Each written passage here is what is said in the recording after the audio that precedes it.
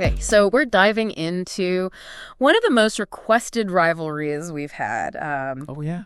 Yeah, Steffi Graf versus Gabriela Sabatini. Oh, wow.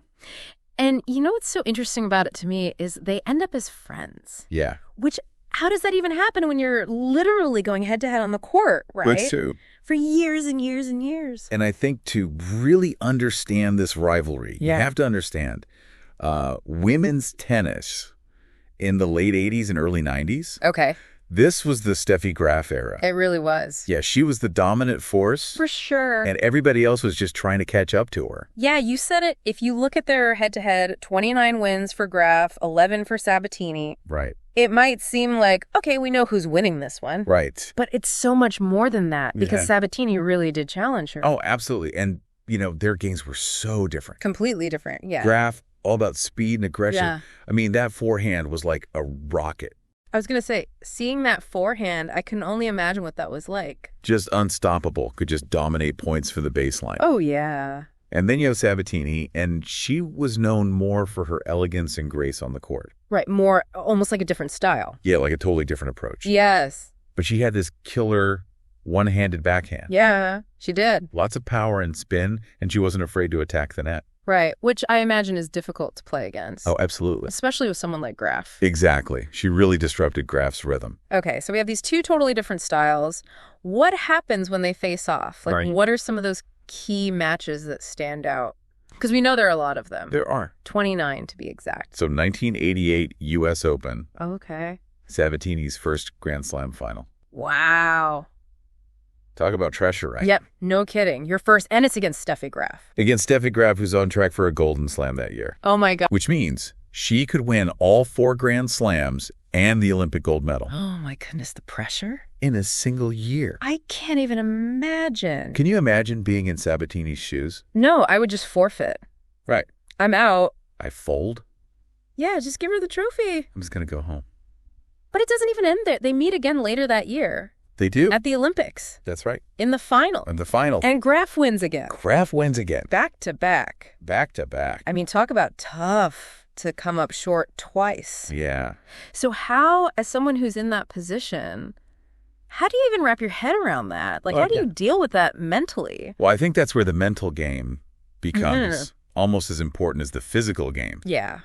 Because you're facing this incredibly talented opponent. Right. Someone who at that point seems almost unbeatable. But the thing is, Sabatini never gave up, right? She never gave up. She never let those losses define her. And then she has this incredible win at the 1990 U.S. Open. Yes, she does. It's her first and only Grand Slam title. Right. And she does it by beating Steffi Graf. Yeah. I mean, that has to say something. It does. Right? Like, all those years of coming in second place really fueled her fire. For sure. But even then, even with that win, the matches were still so close. They were so close. Wimbledon, 1991. Yeah. Nail biter.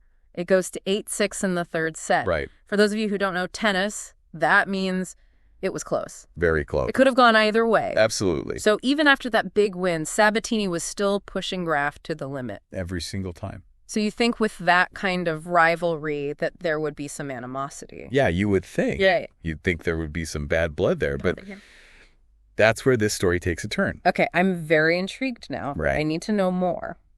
So we just left off with this super close match at Wimbledon, right? Yes. And you said that this rivalry takes a turn. It does. What do you mean? So we've been talking about this intensity, this rivalry, the pressure. Right. After all that, Graf and Sabatini actually become friends. Wait, hold on. They become friends. They do? Like, are we talking like besties because... Like actually friends? I don't understand. How does that happen? I know. After all of that years on the court. It seems crazy. Battling it out. But it's true. No. They stayed in touch. They played exhibitions together after they retired. So it's not like just for publicity or something? It seems like they genuinely enjoy spending time together. That's wild. It really speaks to their character, don't you think? For sure. To be able to... To go from that to friends? Right. That's amazing. To be able to step back from that rivalry. Yeah. And see the bigger picture. Totally. And, you know, and it's not even just that they're friendly. Yeah. Sabatini has said that competing against Graf, as tough as it was, right, actually made her a better player. Oh, interesting. So it's like you're saying iron sharpens iron. Exactly. Even if it doesn't feel great when you're being sharpened. That's right. So you're telling me that these rivals, they end up friends and it made her a better player. Yeah. There's got to be more to the story. Right. So she said that Graf made her a better player. How so? So Sabatini has talked about this. Okay.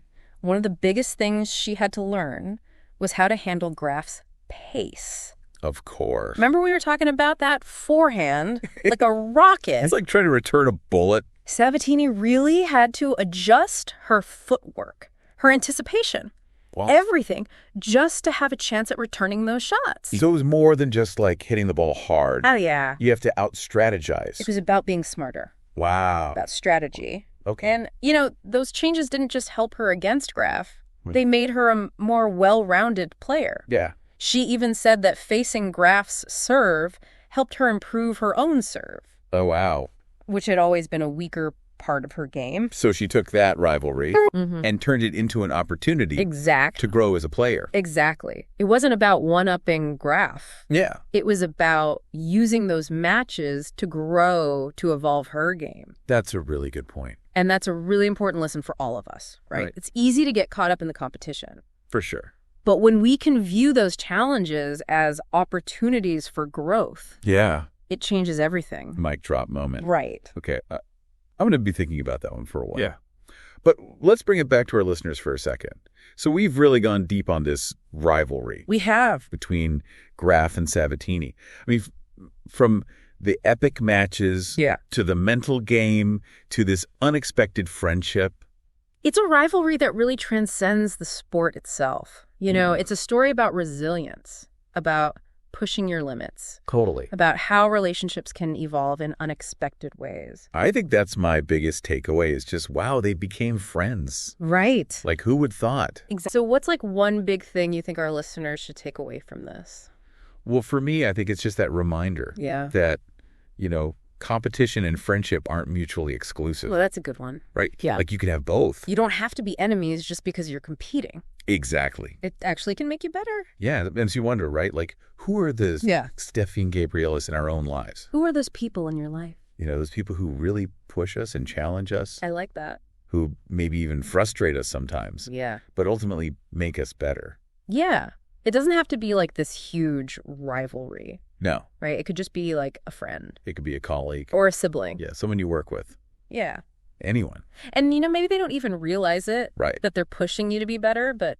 But it's about recognizing the value in those relationships. Yeah. Even when they're tough. Okay. Because sometimes those competitors are the ones that are helping us unlock our potential. Absolutely. I love that. So don't shy away from a little competition. Yeah, embrace it. Embrace it. Use it to grow. To grow. So think about it. Who are those people in your life that are pushing you to be your best? How can you reframe those relationships? How can you use those relationships to become a better version of yourself? That's what Steffi and Gabriela did. That's it. Right. That's what we want you to think about. Exactly. So thank you for joining us. Thanks for listening. On this deep dive into one of tennis's most fascinating rivalries. Absolutely.